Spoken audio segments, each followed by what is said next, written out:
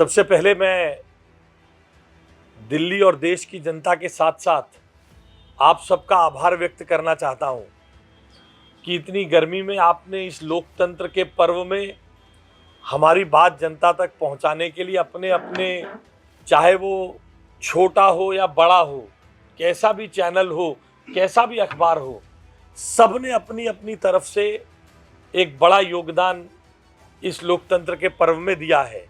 उसके लिए आप सभी मीडिया कर्मियों का और मीडिया के साथियों का मैं आभार व्यक्त करता हूं। ये इसलिए भी करना जरूरी है क्योंकि इस चुनाव में हर तरह का भ्रम फैलाने की कोशिश की गई है। अफवाहों का बाजार अगर कहा जाए कि इस चुनाव में बहुत बड़े तरीके पर चलाया गया तो कोई अतिशयोक्ति नहीं होगी। झूठे वीडियो बांटे गए, झूठे वीडियो चलाए गए, ये भी चलाया गया कि भारतीय जनता पार्टी संविधान बदल देगी, आरक्षण खत्म कर देगी, तरह तरह के भ्रम फैलाए गए। मगर मुझे आपको बताते हुए खुशी होती है कि आप सबकी सहयोग और भारतीय जनता पार्टी के कार्यकर्ताओं की मेहनत के कारण उनका कोई भी मंसूबा सफल नहीं हो पाया है। कोई भी मंसूबा सफल नहीं हुआ है। भारतीय जनता पार्टी जहां तीसरी बार सरकार बनाने जा रही है, वहां पश्चिमी दिल्ली में भी तीसरी बार भारतीय जनता पार्टी का प्रत्याशी जीता है और जहां आप बैठे हैं जनकपुरी में भी, यहां भी लगभग 16,000 के आसपास मतों से भारतीय जनता पार्टी के प्रत्याशी को विजय मिली है। जो भ्रम फैलाए गए, आरक्षण खत्म कर दिया जाएगा, आरक्षण खत्म कर दिया जाएगा, तो इस पश्चिमी दिल्ली क्षेत्र के विभिन्न इलाके, जो जे कॉलोनी, पंखा रोड, जनता क्वार्टर, सीतापुरी में डाबड़ी के पीछे वाला इलाका, जहां पर इन इलाकों में भी जहां भारतीय जनता पार्टी का वोट प्रतिशत बढ़ा है, वहां जनता का समर्थन भी बढ़ा है। तो ये भ्रम फैलाने के बावजूद आम आदमी पार्टी यहां पर चुनाव नहीं जीत पाई है। आम आदमी पार्टी ने ये चुनाव पूरे जनकपुरी क्षेत्र में और पूरे पश्चिमी दिल्ली क्षेत्र में ये चुनाव जेल का जवाब वोट से के नाम पर लड़ा था। हर प्रचार के बैनर पर, हर प्रचार के पोस्टर पर, हर कटआउट पर केजरीवाल जी की जेल वाली फोटो के साथ ये कहा जाता था, जेल का जवाब वोट से। क्योंकि उनके पास अपनी उपलब्धि के नाम पर कुछ नहीं था। 5 साल से 2019 के बाद जो चुनाव हुआ उसके 4 साल बाद के, ना वहां से ना 2015 से 10 साल की जनकपुरी क्षेत्र में, पश्चिमी दिल्ली क्षेत्र में अपनी उपलब्धि के नाम पर कुछ नहीं था। तो इसलिए जेल का जवाब वोट से के नाम पर यह चुनाव लड़ा गया। नतीजा आपके सामने, जेल का जवाब वोट से के नाम पर यह चुनाव लड़ा गया और जनता ने उसको नकार दिया। यानी ये रेफरेंडम अरविंद केजरीवाल के जेल जाने से जनता नाराज है या उसको कोई अंतर नहीं पड़ता, इस पर हुआ। ये चुनाव का वोट इस पर डाला गया और जनकपुरी की जनता ने ये बता दिया कि उनको केजरीवाल के भ्रष्टाचार से नफरत है और उनके जेल जाने से उनको कोई सरोकार नहीं है। उन्हें सरोकार है यहाँ के डेवलपमेंट से, यहाँ की साफ पानी से, उनको सरोकार है यहाँ की ट्रैफिक व्यवस्था से, उनको सरोकार है यहाँ के कूड़े की मैनेजमेंट से, उनको सरोकार है यहाँ पंखा रोड की सर्विस लेन के सुधार से, उनको यहाँ की स्वास्थ्य व्यवस्थाओं में से सरोकार है। इसलिए इस रेफरेंडम में आम आदमी पार्टी के सभी विधायक और विशेषतः इस जनकपुरी क्षेत्र के जो आम आदमी पार्टी का संगठन और विधायक पूरी तरह नाकाम हुए। जनता ने उनके जेल का जवाब वोट से आंदोलन को नकार दिया है, उनके डेवलपमेंट के वादों को नकार दिया है। न केवल अरविंद केजरीवाल को इस्तीफा देना चाहिए बल्कि उनके विधायकों को इस्तीफा देकर दिल्ली में डबल इंजन सरकार बनने के मार्ग को प्रशस्त करना चाहिए। दूसरी बात, मैं आपके सामने आज एक रहस्य उद्घाटन करना चाहता हूं। पिछले 2 दिनों में हम यहां पर देखते हैं जो आम आदमी पार्टी के छोटे छोटे कार्यालयों में बड़ी सुगबुगाहट है कि पिछला 2019 का चुनाव लड़ा गया, 6,000 रुपए प्रतिमाह देने का, और ये वाला चुनाव लड़ा गया 1 लाख रुपए प्रतिमाह प्रति वर्ष एक महिला को, प्रत्येक महिला को केंद्र में जब अरविंद केजरीवाल और राहुल गांधी के गठबंधन की सरकार आएगी तो दिया जाएगा। कल परसों इस बात को लेकर यहां आसपास के कार्यालयों में जिद बहस और जिरह चल रही थी आम आदमी पार्टी के कार्यालयों में कि जब तुम्हारा 1 लाख का, हमारा 1 लाख का विश्वास नहीं जनता ने किया तो तुम्हारे 1,000 का विश्वास कौन करेगा। तो दोनों दलों में इस बात को लेकर बड़ी होड़ मची हुई है। आम आदमी पार्टी के नेता ने जिस प्रकार से चुनाव के बाद जाते जाते ये कहा, मुझे मालूम नहीं मैं कब लौटूंगा। मैं आपको अरविंद केजरीवाल जी की प्रेस कॉन्फ्रेंस याद दिलाना चाहता हूं। अरविंद केजरीवाल जी ने कहा अब जा रहा हूं, मालूम नहीं कब लौटूंगा, याद है ना आपको। और उसके बाद उन्होंने कहा कि जब आऊंगा तब सोचूंगा 1,000। तो दिल्ली यहाँ के बहुत सारी बहनें इस बात से चिंतित है कि हमारे आधार कार्ड, हमारे पैन कार्ड लिए उसका कहीं गलत इस्तेमाल ना हो जाए, क्योंकि आम आदमी पार्टी के कार्यकर्ताओं में अब अपना चेहरा छुपाने और चेहरा बचाने की होड़ लगी हुई है कि किस प्रकार से हमारा ये जो 1 लाख का जब झूठ नहीं चल पाया तो हमारा 1 लाख का झूठ का अर्थ ये होता है कि 8,500 रुपये महीना। जब 8,500 महीने का झूठ नहीं चला तो हमारा 1,000 का झूठ कैसे चलेगा।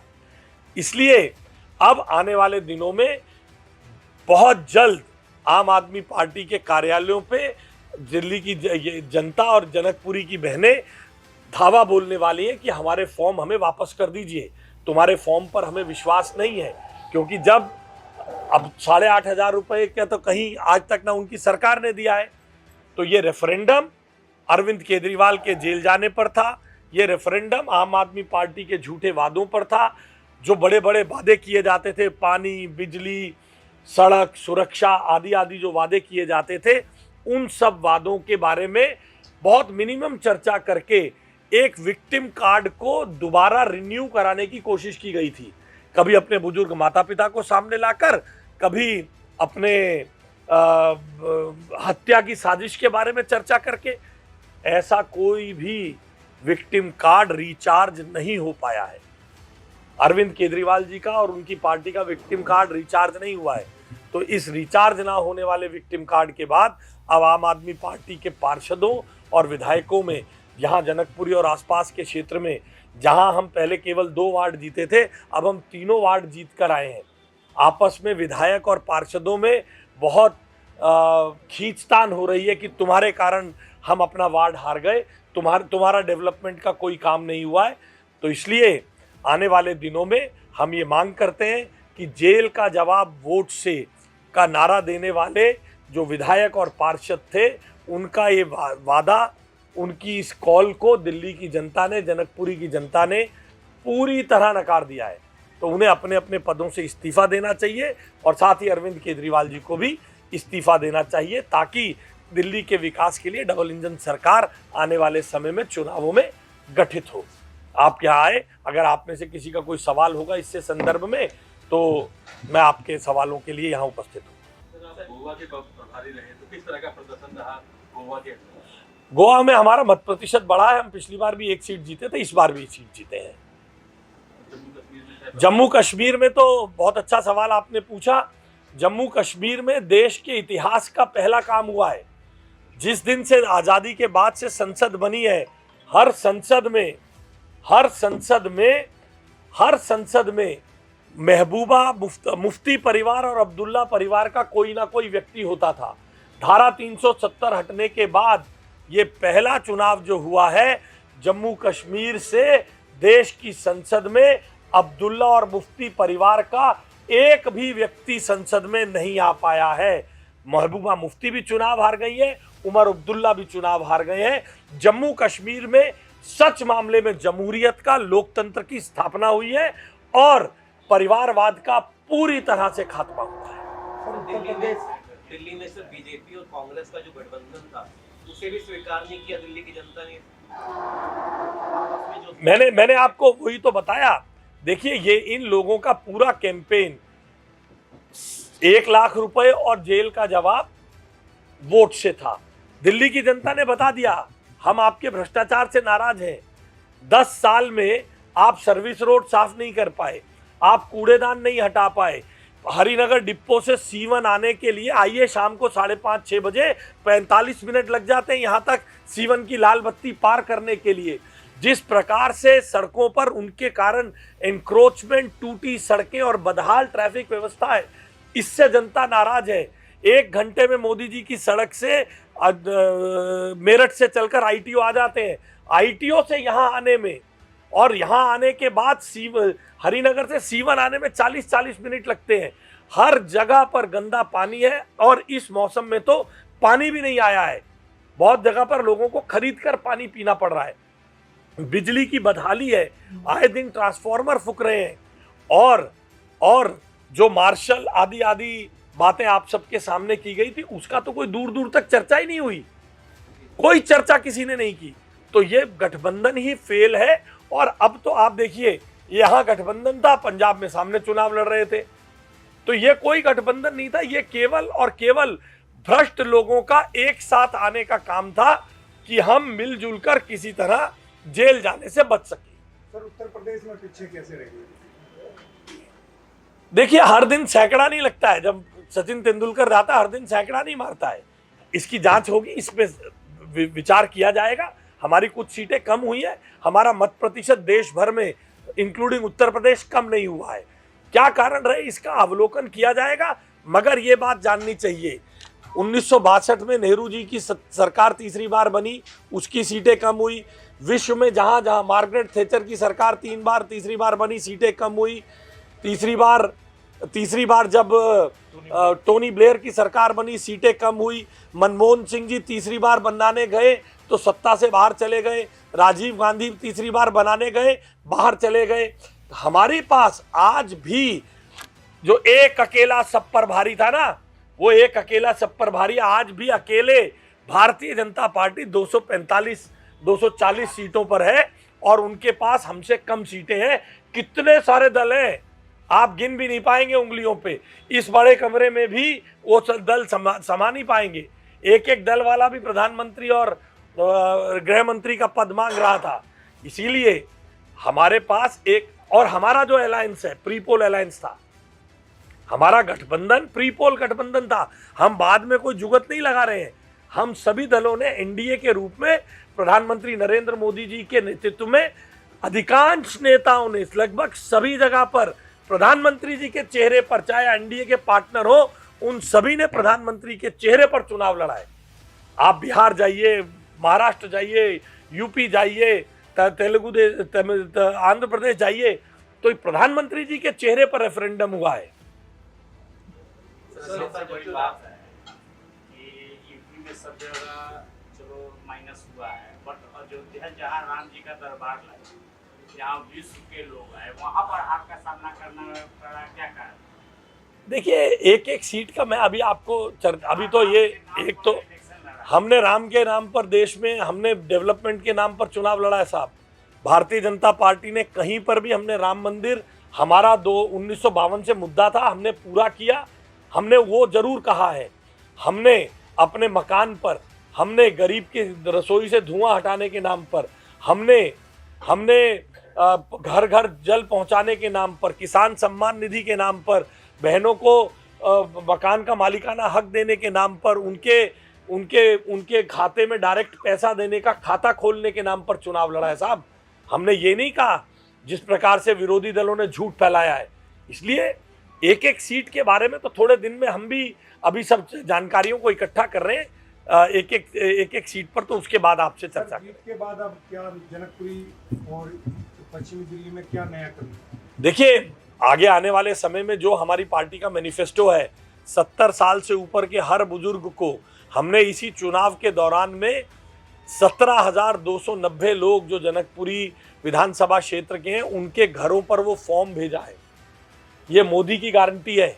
आयुष्मान भारत लागू जब से हुआ, दिल्ली में नहीं होने दिया, मगर अब हर जाति के, हर धर्म के, हर संप्रदाय के, किसी भी आय वर्ग के हर व्यक्ति को 5 लाख रुपए का बीमा देने का काम नरेंद्र मोदी जी की सरकार ने प्रण लिया है उसके रजिस्ट्रेशन, उसके इम्प्लीमेंटेशन, उसको जनता के बीच तक पहुंचाना, और जैसा प्रधानमंत्री जी कहते हैं सैचुरेशन हो जाना, हर बुजुर्ग को वो मिल जाए। और एक और बढ़िया स्कीम जो हमारी पार्टी ने चलाने की बात की है, सूर्य घर बिजली।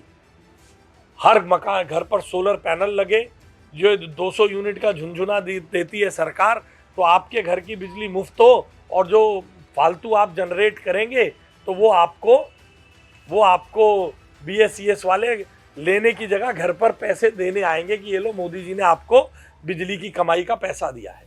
दिल्ली में अगले साल विधानसभा के चुनाव होने जा रहे हैं, उसके लिए भारतीय जनता पार्टी कितनी तैयारी से जुट जाएगी? अभी तो आज तो थकान उतारने दो भाई साहब, हम तो जुटे ही हुए हैं। देखो आज भी लगे आपसे बात कर रहे हैं, आपको दिल्ली की जनता के दर्द दुख से अवगत करा रहे हैं। बहुत जल्द आप देखिएगा, अभी तो हम तीसरी बार सरकार बना रहे हैं साहब। 1962 के बाद 62 साल बाद मौका है। अभी तो जश्न होगा, जनता को धन्यवाद किया जाएगा, जनता को बताया जाएगा कि आपने एक बड़ी उपलब्धि हमें दी है। हम विनम्रता के साथ हाथ जोड़कर जनता के पास जाकर धन्यवाद करेंगे और फिर उनसे अपील करेंगे कि ये भ्रष्ट सरकार जो इस प्रकार की बातें करती है, जिसने कोई डेवलपमेंट नहीं की, अपने भ्रष्टाचार को छुपाने के लिए जेल की बातें करती है, इसे हटाया जाए। तो दिल्ली के मुख्यमंत्री जेल में हैं, लेकिन उनके आज आवास पर शाम को 5 बजे आम आदमी पार्टी के विधायकों की बड़ी बैठक बुलाई गई है, बड़े नेता भी बुलाए गए हैं। किस तरह देखते हैं आप? देखिए, दिल्ली के मुख्यमंत्री जेल में है, भ्रष्टाचार में जेल में है। वो कोई भगत सिंह जी की तरह किसी से लड़ते हुए जेल में नहीं गए, अपने भ्रष्टाचार के लिए जेल में गए हैं। आम आदमी पार्टी के लोग मिले जुले, हमें कोई आपत्ति नहीं, उनका अपना मामला है, मगर उनको ये स्वीकार करना होगा जेल का जवाब वोट से, ये कहकर जनता के बीच में गए थे। अपने इस विमर्श को भटकाने की कोशिश न करें, उनको जनता ने नकारा है। आंख नीची करें, शर्म करें, जनता से माफी मांगे और इस्तीफा दें। वो जो विमर्श भटकाने के लिए प्रधानमंत्री के इस्तीफे की मांग करते हैं, मैं उसकी कठोर शब्दों से निंदा करता हूं। प्रधानमंत्री जी को आज भी मैंडेट मिला है एनडीए को 300 सीटों के साथ सरकार चलाने का, मगर जेल का जवाब वोट से कुल मिलाकर 22 सीट लड़ने वाली पार्टी देश भर में बिजली मुफ्त देने की बात करती थी। उस 22 सीट में जहां वो कहते थे हम 92 विधायक जीत के आए हैं, 92 विधायक जीतने के बाद भी उनके पास कितने एमपी जीते साहब? कितने एमपी जीते बताइए? पंजाब में केवल 3 एमपी, 92 विधायक के बाद 3 एमपी जीतने वाली पार्टी, उसमें ऑडेसिटी है, उसमें बेशर्मी है जो मोदी जी का इस्तीफा मांगते हैं। उनको शर्म आनी चाहिए। उनको पहले भी जब भगवंत मान अपनी मुख्यमंत्री बने थे तो अपनी सीट हारे थे, अब सारी की सारी सीटें हारे हैं। उन दोनों मुख्यमंत्रियों को इस्तीफा देना चाहिए। मुझे तो मेरे सूत्रों ने ये बताया है कि पंजाब के मुख्यमंत्री माथा पकड़ के बैठे रहे हैं। कल रात पूरा बस गिलास खाली ही नहीं हुआ है। आज उन्होंने अपने इतना परेशानी से पसीने बहा रहे थे, गिलास भर गए पूरे, कुछ खाली नहीं हुआ साहब। क्योंकि वो कह रहे हैं इनके कारण मैं भी हार गया, इनके भ्रष्टाचार के कारण मेरे भी एमपी हार गए। वो तो जेल चले गए, अब जनता की तो उनको गाली सुननी पड़ रही है। लेकिन आज उन्होंने अपने तीनों सांसदों को गुरु मंत्र देने के लिए बुलाया है कि संसद में कैसे व्यवहार रखना है। भगवंत मान जी के बारे में संसद में बहुत सारी बातें हुई हैं, ऐसा मंत्र ना दे, मेरी केवल इतनी बात है। आशीष जी, पंखा रोड का बुरा हाल है, कूड़ा में नाले का बुरा हाल है, इसीलिए तो जनता ने नकार दिया है। मैं इसीलिए इस्तीफे की मांग कर रहा हूँ। पंखा रोड के अलावा मैंने ट्रैफिक की बात आपको बताई, पानी की बात बताई। इसीलिए 10 साल से आम आदमी पार्टी की सरकार है। अब कॉरपोरेशन में आम आदमी पार्टी है, तीनों वार्ड हार गई है। उनके विधायक 10 साल से यहाँ हैं, लोग डेवलपमेंट के लिए तरस रहे हैं। न केवल केजरीवाल को, उनके सभी विधायकों को इस्तीफा देना चाहिए। सर, एनडीए की गारंटी पे काम होगा या पीएम मोदी की गारंटी? साहब देखिए, एनडीए के नेता कौन है? अभी सभी लोगों ने, एनडीए ने मिलकर पीएम मोदी को चुना है और हम सामूहिक नेतृत्व में चलते हैं। हमने मिलकर चुनाव लड़ा है, तो एनडीए, जब एनडीए की सरकार होगी और उसके नेता पीएम मोदी होंगे, तो जो काम होगा वो इसी प्रकार से होगा। हाँ हाँ हाँ, सर आप आश्वस्त हैं कि जेडीयू और टीडीपी ये दोनों पूरा अच्छे से आप काहे को इसमें चिंता कर रहे हो, सबने लिखित में दे दिया भाई साहब, कैसी बातें कर रहे हो। चलिए आइए अनौपचारिक बात कर लेंगे, आइए।